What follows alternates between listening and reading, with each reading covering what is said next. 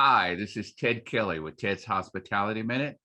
Hey, today we've got a super great guest on. His name is Chris Henry. He's with Majestic Hospitality. He's going to come on and tell us a little bit about their services, what they offer, but he's also going to tell us probably a little bit about how they've been faring during the pandemic and what challenges they've seen and what they're thinking about how things are going to be, say, for the next 12, 24 months. Hey, Chris, how are you? Doing well. Good morning. Thank you for having me on. Oh, no, thank you for giving us the time, man. I know it's probably a little early out in California time, so I got to say I appreciate you getting up early to help us get this podcast put together. No, it's my pleasure, and it's not too early. The waking hour has passed, and getting the ball rolling. All right, well, let's start. Tell us a little bit about you, Majestic Hospitality, and kind of how you got to where you are today. Sure. So, my story in hospitality goes back a long way. It's actually something I've been fascinated with since I was a child. My parents actually owned and operated healthcare facilities, which I also joke today is not that much different than a hotel, because you have a lot of the same departments, except your guests stay a lot longer. And sort of growing up around that started getting me interested, and my family and we traveled a lot. And I was very fortunate with having a childhood neighbor who was an executive at Four Seasons. And I got to be one of their guinea pigs before they opened hotels, my family and I. So we would get to travel and stay during pre-openings at different Four Seasons hotels. And that continued growing. Ended up working for the company, sort of end of high school, beginning of college. And then just kept going from there. My passion with hotels has never really stopped. I sometimes joke and ask myself, if I were to do something different, what would I do? And I struggle to figure out a different answer, because it's all I've really ever been fascinated with. So started my company actually originally with a friend of mine from college. And we actually originally started Majestic in our dorm room as a way to consult with smaller, was originally mom and pop establishments that, this is early 2000s, trying to sort of reinvent themselves for sort of a new world going into and out of the last recession. And after college, I ended up working for Prince Hotels, which is a large Japanese chain. I worked for their Hawaii portfolio. My business partner was working for Ritz-Carlton, because this was now 2010, 2011. When the recession was sort of just getting over with. And we got an opportunity in 2011 to really sort of get Majestic going as our full-time gig, really start pushing and growing with clients. And it's been a growth path since then. And now 10 years later, I look back and I ask, what would I do differently, or would I've done more of the corporate role life kind of situation? And the answer is no. I've loved everything we've done because we've worked with amazing people. We've worked on fantastic projects and seen a lot of the world. And we're very happy about what we do. What's makes Majestic a little different is we really do specialize in in boutique lifestyle and adventure tourism. And we don't really go too far out of that realm. We found that's a really good space for us. There's a lot of people who can do, extended stay or your conference hotels or normal business hotels, but our passion is really the resort sector and really the experiential destination sectors of the industry. So us as a company, we're involved with hotel and resort projects from very early on, usually site selection and feasibility phase, then taking projects through design and planning, and then through construction and pre-opening. And that's usually where we bow out. Okay. So our goal is twofold as a company. One is to be either a consultancy firm where we're sort of like advising clients on how to make their projects better, but then we also act as a third-party developer. So some of our clients are high net worth funds or high net worth individuals, and we actually run the day-to-day project on their behalf. Okay. Sort of as owner's rep, project manager, third-party developer. So that's really what we do in a nutshell. We've been approached to do management, but to be honest, we haven't really looked at that. Definitely, we like the creative side of it right now. Right. And just to give you a little recap of where we're active right now with projects, we have a hotel that's half built and should be ready by next summer in Cabo San Lucas. We have a project that's in early planning in Austin, Texas, on one of the lakes nearby. Another project under construction in Houston, and we're just starting a new project in Aruba for a family resort. So we're busy coming out of COVID, thankfully. So we just got to see and if our projections for the next 12 months are going to be accurate. Awesome. Awesome. So I've got two questions I'm about to give you. Talk a Okay. little bit about the adventure tourism segment that it sounds like you're playing at. It sounds really interesting. I just want to kind of cue that up a little bit better. Yeah. So adventure tourism, I need to take a step back from that. I look at ecotourism in itself as being around not just ecology, but also adventure, and then as well as cultural. And what we have seen is in our experience, and this was when we were really coming out of the last recession, was emerging markets were really popular spots. And the easiest way for people to start developing in these new destinations is leveraging their ecology and culture. And then the adventure part starts to play into that, because people coming from abroad, this is their first foray into these market spaces. And Right. it's a new thing, and going to these new places where they don't know anybody else who's been there yet, that adds to the adventure to it. And what couples with this also is that myself and some of my colleagues were pretty avid backpackers. So we like to do adventure travel ourselves anyway. So through our own travels, we've been to a lot of amazing places that end up turning into opportunities to work with locals to help them start developing their own tourism programs. Oh, that is so nice. So it's twofold there, but we've done everything from scuba diving resorts to jungle lodges to desert oases. We've done some really cool things, and we're looking now at some adventure cruise line projects as well. So, Oh, nice. but it's one of those things is we do it for our own fun, so we're passionate about it, and we want to be able to share a lot of these things with other folks who may not have considered to go to these places. So as long as it's fun, then it's not really work. Exactly. That's the thing. I love what I do, and that's why I don't know what else I would do if I had to start over. Yeah. I thought I just wanted to get that kind of cleared up in my brain, because it sounded like it was some real interesting stuff in terms of the adventure tourism piece, and I like it. I like it. So talk a little bit about how COVID impacted the eco adventure tourism world that you guys play in. Yeah, so it's been a double-edged sword. So domestically, COVID is probably one of the best things that ever could have happened to eco and adventure tourism, because with COVID, it forced people to want to leave the city life. And if you actually look at the statistics of state and national parks, 2020, what in 2021, they've both been record years for attendance. Yeah. Almost to the point of almost over tourism. But it reignited in people the opportunity and the desire to go out and see America's, great outdoors and wildlands, and re-engage with their natural heritage. So in some ways, it's been a boom, but aren't really seeing it going to be tailing off, as people are still looking for these new opportunities or adventures to go out and do outside of city life. Right. On the flip side, for our international clients and destinations we work with, it's been a bit of a disaster because they're so dependent on foreign tourists coming in. So with all the air corridors shut down, it's been hard on them. And we've been seeing a lot of markets, like I was just in Egypt looking at some projects. They never really shut down, but the tourists still aren't there because getting there isn't easy. Same with down in Latin America. So we're seeing there's both sides to it. My advice to people is, especially if they're abroad, now is the time, if you can afford to do it, do little renovation projects, do little enhancements, use this downtime to get your property ready to reopen, because once those floodgates open, you're going to have people coming because they're so desperate to get out of their hometown and local areas.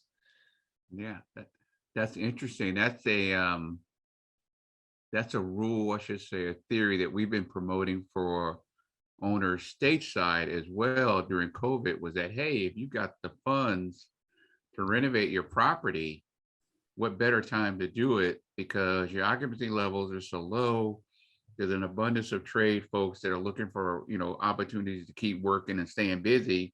and you probably can get, 15% discount and be able to motor right through the project once you got the construction phase, because you really have a free reign in the property. So it sounds like that same theory works for the abroad market as well, in terms of getting things ready for folks to come back and return to the property.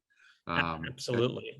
And it's actually really, been frustrating. More people didn't take advantage of, and I get people were worried about spending money, but from a logistics point of view, it was the best time to have done something. well, let's talk a little bit about the boutique hotel areas and what's going on there with respects to your world. Can you talk a little bit about that? Yeah, the boutique hotel is starting to become a very bland term, sadly, even though it was a very cool term about 10 years ago, because the concept of what the boutique hotel is has really morphed depending on where you are in the world. If we're here in the US, we think of something sort of small and intimate, and in China, it would be something where it's under 1,000 rooms and Mm, still big by our standards. So it's really changing. But what we're seeing happening in the boutique hotel space is that, travelers today are still looking for experiential destinations, something that's unique, something that's special, something that's creative. Consumers are moving that direction by desire over going with the big corporate brands, which is why you're starting to see the big brands creating their collections and programs, because it gives these boutique hotels a reservations platform. What we're seeing, though, however, is that in some of this amalgamation of boutique hotels, there's some of them are starting to lose their character because they are starting to get some of that corporate influence involved. And I've been sent a few recently, and it's just like, this looks like any other branded hotel. So we're losing some of that creative steam to be able to fit in with a collection at some of the bigger brands. And I know they wouldn't like me for saying that, but it is what we're seeing. So my big thing is that we got to remember we need to design and build around what guests and consumers' desires and wants are.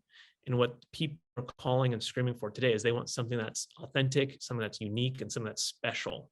So when we work on boutique hotel projects, it's really about creating that story and that experience. And then again, and also with the consumer perspectives, and then we start designing and building around that. I think for boutique hotels going forward, you can't just use that mentality of, if you build it, they will come.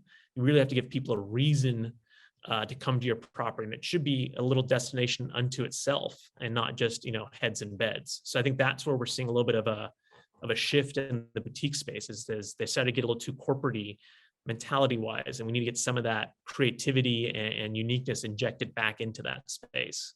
yeah, that's interesting.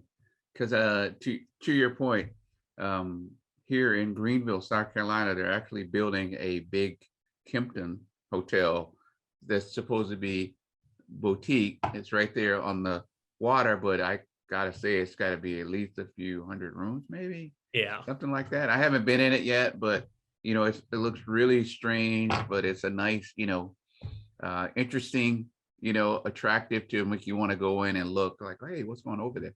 But I'm waiting to see what that's going to be like. But you're definitely hitting the nail on the head with how they're kind of bringing the brand present and making it, really more like the brand. But we'll see. It's funny, we're doing a project in Aruba right now, and we've been talking with a company, I can't disclose who, but a company in the entertainment space that has a lot of IP to potentially do a new sort of family brand concept. And I guess they had just spent 3 years trying to negotiate a way of working with one of the big brands. And the big brand so wanted to heavily over standardize and essentially put their book down as far as what our design ethos are and stuff, that the entertainment company is like, that's not what we're going for. We want each property to be a little different, a little quirky.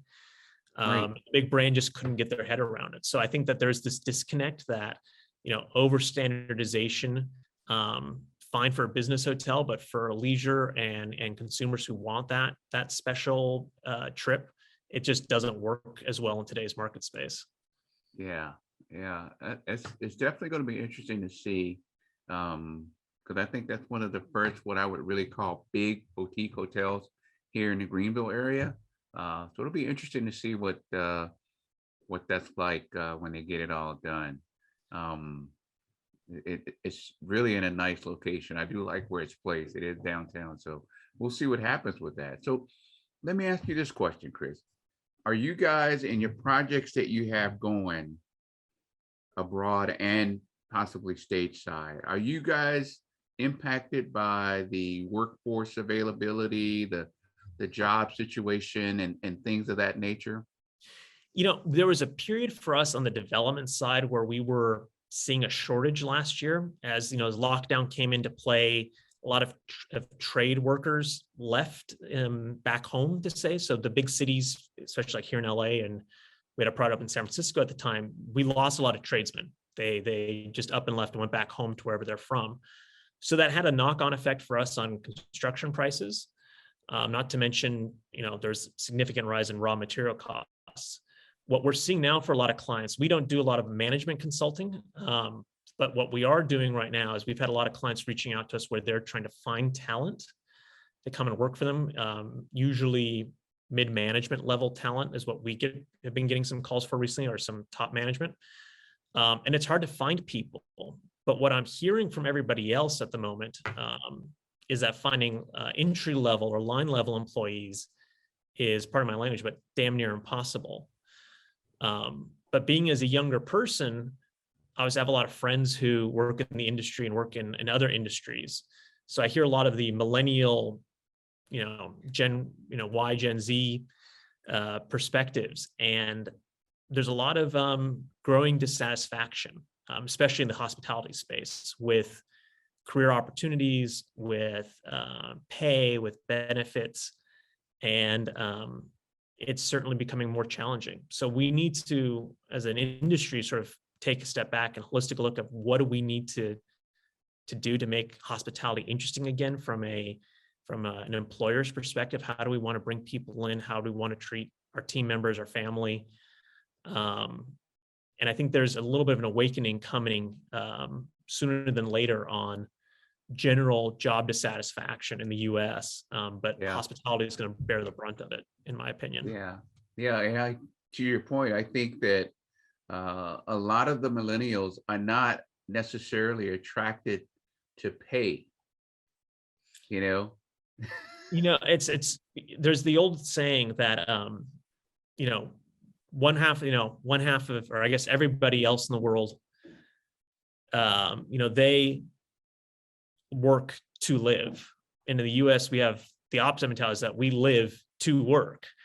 And I think us younger folks in generation are trying to make that change. We want the same benefits and quality of life as our colleagues and friends in Europe, or in Canada, or other developed nations where, there is living wages, there are good healthcare benefits, there are reasonable amounts of time off. And I think you're going to start seeing a lot of pushback more and more for that. And if we take a look at the labor statistic numbers that came out a few days ago, you had 4 million people quit their jobs last month to look for new opportunities. And that speaks a lot. I see people, and again, I'm not a fan of unions or anything like that. I'm not a lefty, but I think the writing's on the wall that there's a lot of dissatisfaction out there. So I think we need to stop and ask, are we paying our employees enough? Are we giving them reasonable schedules? Are we giving them reasonable time off? And are we giving them benefits and healthcare? I just had as I mentioned to you this morning, my back surgery. And, even though with my, great platinum insurance plan here in California, it still cost me like $12,000 out of pocket on top of what my insurance covered. So I can fortunately afford it, but I know a lot of people who are line level and couldn't have afforded it. So there's got to be an awakening somewhere. And unfortunately, again, I think hospitality is the bearer to brunt because we terminated so many people last year. And didn't take advantage probably enough of the PPP programs to keep people on board, or furlough. that now to attract new talent, you've got to put out a better offering than what you had pre-COVID. Yeah. So Yeah. that's the conundrum. Yeah. That's interesting. And as you think about it, I should say, as I think about it, if you think about pay, vacation, medical benefits, maybe some other perk, I'm just curious which of those four would be, if you ask millennials, right? Which one's most important to them? Is it time off, the flexibility of schedule? Is it the medical benefit? Is it more vacation? I think, I can't. I mean, obviously, I think the money is the easiest one, but at the same time, I'm a big believer that money doesn't solve all problems. Right. And I think the other bigger factor of this is mental health. And I think my generation is being a little bit more proactive on trying to have that work-life balance. Yeah. So I think of all things could be factored into the equation to have a healthy work-life balance. I think the pay part of it will actually work itself out. Yeah. And that's where I think companies today aren't quite, especially older corporations, aren't quite used to a work-life balance. They're used to, everybody doing the grind. Yeah, exactly. So I think if companies can stop and focus on the work-life balance part, I do sincerely think the compensation part will sort itself out much more easily than what otherwise. And we need to be a little bit more aggressive, I think, especially in metropolitan areas, with inflation going on right now, housing prices going back up. We need to have some adjustments, I think, in there. Like if you're working in LA, San Francisco, New York, et cetera, you're paid a little bit higher than if you're working in, somewhere in the South or Midwest where the cost of living is significantly lower. That needs to factor into, because I know a lot of folks are moving out of California, for example, because the cost of living's too damn high. A lot of the corporations are. The taxation rate or something had to have them moving to Texas, I think is where they're going. A lot of them. And I don't blame them. I mean, employment taxes here are high. Income tax and sales tax are high. California is not an easy place to do business anymore. And that's a whole different conversation. Right. But we have a lot of problems. But I think in general, the people living in metropolitan areas are probably the ones who are going to struggle the most with this challenge than people who are more rural, suburban areas. Wow. Yeah, you're right. We could probably go down that road and still be here tomorrow sometime talking about the taxation thing. So I won't do that. But let me ask you this question, Chris. Who would be your ideal client for you?